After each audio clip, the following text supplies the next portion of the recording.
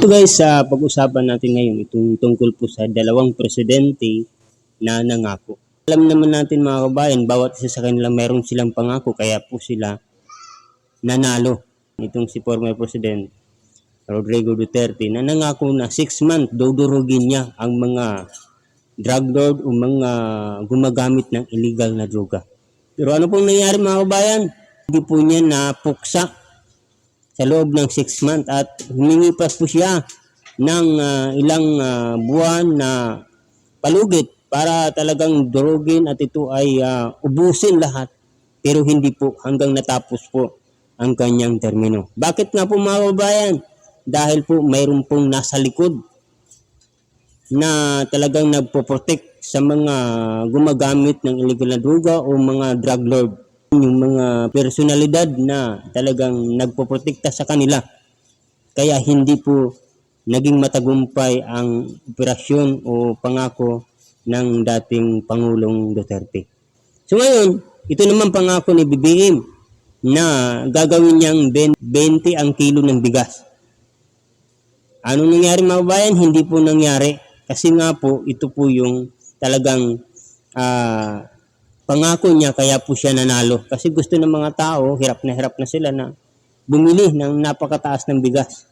Kasi alam naman natin, yung panahon ni Duterte ay mataas ng bigas. Ngayon, mas lalo pa daw tumaas. Pero alam naman natin mga kabayan na ngayon, makakabili ka na ng bigas na mura. Nasa 30 plus na lang mga kababayan.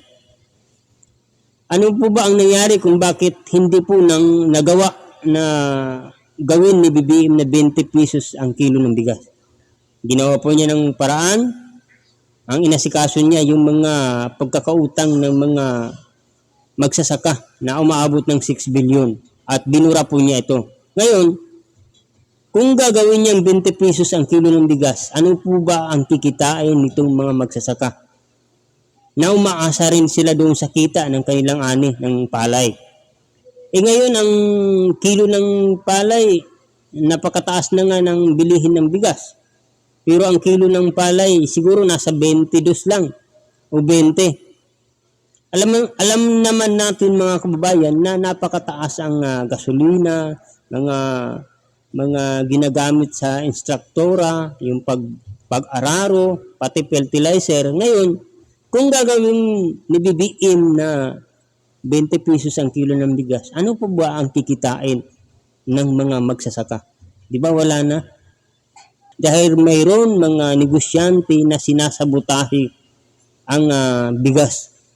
Yun ang inutos ng ating mahal na Pangulo. Kaya distigahan at talagang puntahan itong mga nagtatago ng bigas. So yun guys, dalawang klaseng presidente na nangako pero lahat po ay napako, di ba? Mayroon mga kaganapan na hindi natin maintindihan.